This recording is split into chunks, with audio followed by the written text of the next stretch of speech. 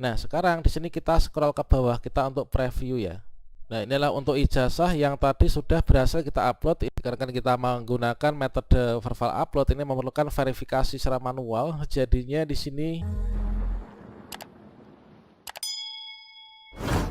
ketika kita melakukan verbal ijazah di info GTK, tentunya ada kondisi-kondisi tertentu yang memang di sini ijazah kita tidak bisa dimasukkan di PDDikti, atau mungkin juga kampusnya sudah tutup dan juga ada penyebab lainnya.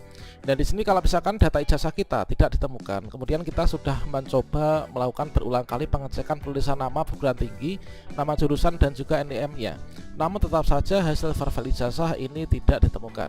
Bagaimanakah caranya supaya nanti kita bisa melakukan verbal ijazah dan di sini nanti bisa terbaca untuk verbal ijazah S1 atau D4 kita, meskipun di sini jenis verbalnya metode upload berkas, supaya nanti bisa valid menurut sistem ya untuk hasilnya. Pada video ini saya akan memberikan tutorial bagaimanakah cara verbal ijazah yang tidak terdaftar di Dikti agar kita bisa melakukan pendaftaran P3K Guru tahun 2023. Tentunya di sini nanti kita menggunakan metode upload berkas, kira-kira langkah demi langkah verbal ijazah di info GTK untuk kondisi yang seperti ini bagaimana. Silahkan simak video ini sampai selesai. Namun sebelum kita lanjutkan, perlu saya ingatkan, bagi teman-teman yang mungkin baru saja menemukan channel ini, silakan klik tombol subscribe-nya dan aktifkan notifikasi loncengnya, sehingga nanti jika ada update video terbaru, kalian tidak akan ketinggalan informasi. Baiklah sobat-sobatnya, di sini kita sudah masuk ke info GTK, yang mana di sini yang kita berikan sebagai contoh ini merupakan salah satu kawan saya yang beliau itu lulus kuliahnya itu di tahun 2000-an ke bawah ya. Nah, kita tidak jelaskan secara spesifik untuk tahun berapa, yang jelas di sini tidak memungkinkan untuk dimasukkan di PDDikti. Ini adalah dari keterangan admin kampusnya. Atau mungkin juga bagi teman-teman yang mungkin untuk ijazahnya nggak bisa dimasukkan PDDikti, kemungkinan untuk kampusnya sudah merger dan nggak ada solusi lagi, atau mungkin juga kampusnya sudah tutup dan lain sebagainya. Nah, untuk kondisi yang seperti ini, maka kita bisa melakukan verbal ijazah juga.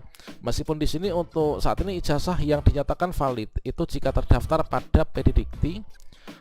Namun jika belum terdaftar di PDDikti, ini bukan berarti tidak sah, namun belum bisa digunakan untuk sebagai dasar pengambilan kebijakan yang memerlukan ijazah sebagai parameternya. Meskipun demikian, tentunya di sini kita bisa melakukan verbal ijazah dengan menggunakan metode yang kedua. Nah, di sini kita coba, yaitu kita lakukan verbal ijazah. Kita klik di sini ya, klik tombol ini untuk verbal ijazah. Ini adalah untuk data-data identitas pada dapodik kita, dipastikan untuk nama, tempat tanggal lahir dan juga NIK di dapodik ini sudah benar, disesuaikan dengan ijazah dan juga data kependudukan kita. Nah, selanjutnya kalau misalkan semua sudah benar, di sini kita mencoba melakukan pemadanan data. Dan di sini sebenarnya kita bisa, kalau misalkan nanti verbalnya verbal API ya, ini kita masukkan data, nanti otomatis akan ketemu, kita tinggal melakukan persetujuan saja. Namun kalau misalkan memang benar-benar datanya nggak ditemukan di PDDikti, ini kita sudah mencari juga yang ada di PDDikti melalui civil sistem verifikasi ijazah secara elektronik, ini nggak diketemukan, dan jika kita klarifikasi ke kampus juga nggak memungkinkan untuk dimasukkan. Sekarang kita masukkan dulu untuk data-data perguruan tingginya. Ini kita bisa ketikkan satu persatu ya. Oke, di sini kita sudah masukkan universitasnya. Sekarang kita masukkan prodinya.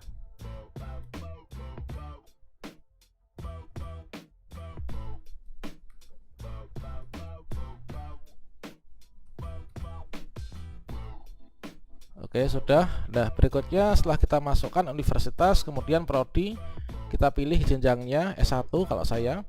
Kemudian masukkan nomor induk mahasiswa, kemudian masukkan nomor ijazahnya. Kemudian nanti kita klik cek ijazah. Oke, semua data sudah kita masukkan, kemudian kita klik cek ijazah. Nah, dikatakan memang tidak terdaftar di PDDikti, maka tampilannya adalah yang seperti ini.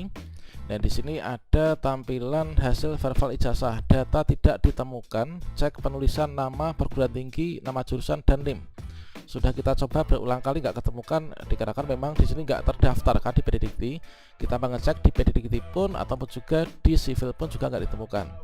Nah, untuk mengecek kita klik di sini, namun kita sudah coba dan nggak ditemukan. Nah, solusinya untuk yang seperti ini kita lakukan yaitu upload berkas ya teman. Nah, kita klik upload berkas yang ada di sini. Nanti kita akan diarahkan menuju ke formulir lanjutan. Oke, sekarang kita upload berkas, tombol warna kuning, kita klik di sini. Nah, Ini adalah untuk teman-teman yang tidak bisa melakukan verifal ijazah ketika tidak terdaftar di Pedidikti, maka bisa menggunakan cara upload berkas. Namun perlu kita ketahui bahwasanya untuk yang metode upload berkas, jadi verifal ijazah dengan metode upload berkas ini sangat tidak disarankan untuk lulusan yang tahun 2012 sampai dengan 2023. Artinya untuk tahun 2012 sampai 2023 di sini dipastikan ini harus terdaftar pada Pangkalan Data Pendidikan Tinggi ya, nanti menggunakan verifal upload. Nah, untuk tahun 2012 ke bawah, kalau misalkan dari kampus bisa mengupayakan memasukkan data di Pedidikti, ini bisa diupayakan. Namun kalau misalkan terpaksa tahun 2000-an ke bawah nggak bisa, ya kita terpaksa menggunakan metode verifal yang upload berkas ini ya. Nah, terkait tentang metode upload berkas, ini ada kolom perhatian yang perlu kita cermati. Yang pertama, jadi nanti proses validasi ijazah dengan upload berkas ini nanti akan dilakukan secara manual ya oleh operator verifal. Yang dimaksud dengan seperti itu kira-kira bagaimana? Kalau misalkan verifal API itu kan kita melakukan pemadanan data yang ada di ijazah kita dengan data di Pedidikti. Di Pedidikti dengan Dapodik itu kan, itu nanti ketika sudah kita setujui maka verifalnya verifal API, jadi diambilkan data otomatis secara by system dari Pedidikti. Kalau misalkan metode verifal upload dikarenakan di sini nanti kita mengisi seluruh data secara manual, maka setelah kita nanti melakukan verifal upload maka kita menghubungi dari operator dinas pendidikan untuk melakukan persetujuan dari verifal yang sudah kita lakukan dengan menggunakan metode upload ini. Nah, selanjutnya pemeriksaan kesesuaian antara berkas yang dikirim atau diupload dengan data yang diisi itu memerlukan ketelitian. Oleh karena itu, untuk upload berkas yang tidak jelas ini akan berpotensi ya untuk ditolak. Jadi kita pastikan berkas yang nanti kita upload itu sudah sesuai dengan yang bagus ya teman-teman.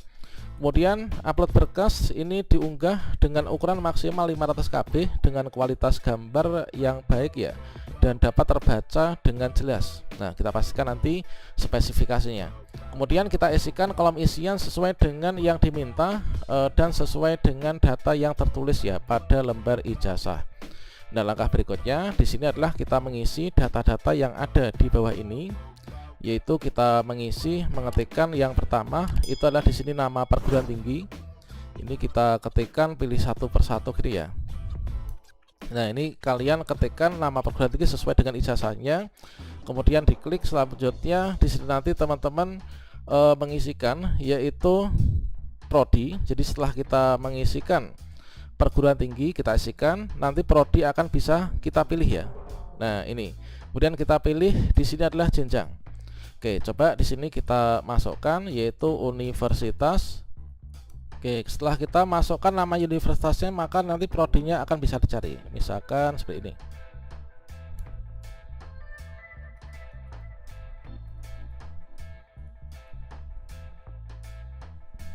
Oke, berikutnya kita pilih jenjangnya benar S1 kan.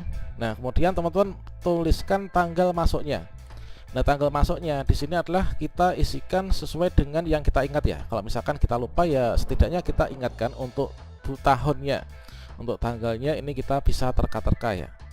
Oke, di sini semua data sudah kita isi semua ya, mulai dari perguruan tinggi hingga di sini tanggal kelulusan, jenis keluar, jumlah IPK dan lain sebagainya. Dan selanjutnya di sini kita perlu perhatikan lagi setelah kita mengisi semua data, yaitu sebelum mengunggah file gambar sebaiknya lengkapi isian data di atas. Ini yang di atas sudah kita lengkapi ya. Kemudian file yang diunggah ini formatnya kita pastikan JPG, JPG atau PNG. Ini sudah kita convert dari PDF menjadi JPG. Kemudian besar filenya tidak boleh melebihi 500 KB. Kemudian gambar diunggah sebaiknya hasil scan bukan foto. Jika ada item yang tidak terverifikasi, gambar bisa di zoom in, zoom out sebelum klik tombol validasi gambar ya. Kemudian ulangi jika masih ada item yang belum terverifikasi, tombol simpan akan aktif jika data isian sudah terdeteksi pada gambar ijazah yang diupload. Nah, kemudian tombol simpan ini juga akan aktif jika proses validasi gambar ini sudah lebih dari 3 kali ya. Nah, sekarang kita klik di sini yaitu kita choose file, kita pilih berkasnya. Oke, sudah kita pilih ini ya. Kemudian kita open. Ini terlalu besar 500 maksimal 500 ya. Sekarang kita kecilkan dulu. Oke, setelah kita kompres di sini kita ganti yang ini ya kayaknya ya. Nah, ini 397 nih. kita upload. Nah, sekarang di sini kita scroll ke bawah kita untuk preview ya. Nah, inilah untuk ijazah yang tadi sudah berhasil kita upload. Ini semua terbaca dengan baik ya. Ini sebaiknya kita menggunakan mesin scanner untuk diuploadnya. Nah, ini nomor ijazah terbaca, nomor seri terbaca, kemudian di sini semua terbaca. Nah, kemudian di sini kita bisa zoom out maupun juga di zoom in. Nah, ini manfaatnya. Ini perhatiin jauhnya. Kemudian setelah kita yakin ini terbaca semua, kita klik validasi gambar. Nah, kita tunggu prosesnya ya. Nanti sampai prosentasenya ini maksimal. Oke, kita tunggu dulu. Jangan lupa kopinya diseruput dulu ya. Karena kita menggunakan metode verbal upload ini memerlukan verifikasi secara manual. Jadinya di sini ya kita agak bersabar. Kalau misalkan loading atau prosesnya ini agak lama, teman-teman. Dan kita pastikan untuk koneksi internet ini yang bagus ya. Nah, ini sudah berjalan, sudah mulai diverifikasi, sudah berjalan, yaitu di sini 14%, 15%, 17% dan seterusnya. Kita pantau sampai nanti sudah selesai 100% prosentasenya. Nah, sekarang sudah masuk ya. Nah, sekarang kita coba scroll ke bawah, kita cek ini untuk perhatiin jauh ijazahnya ini kira-kira seperti apa. Nah, di sini untuk hasil sementara ini adalah nama perguruan tinggi sudah terverifikasi, nama prodi ini tidak terverifikasi, nomor ijazah tidak terverifikasi, NIM ini adalah terverifikasi, nama terverifikasi, nama dapodik terverifikasi, bentuk berkas tidak terverifikasi, ijazah, jenjang ini strata 1. Nah, kemudian di sini kita zoom in dan zoom out untuk memastikan data kita. Ini kita zoom in pada bagian yang prodi ya. Nah, prodi dan juga nomor ijazah. Kita scroll ke atas. Kita validasi kembali.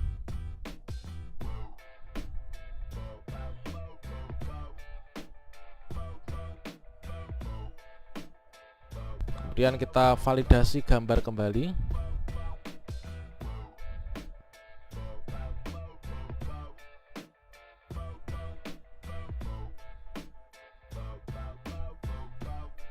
Ya, kalau misalkan kita sudah mencoba berulang kali ada yang merah 1 atau 2, ini ya kita abaikan saja. Kemudian di sini kita yang penting tombol simpan ini sudah berhasil muncul ya. Sekarang kita klik simpan.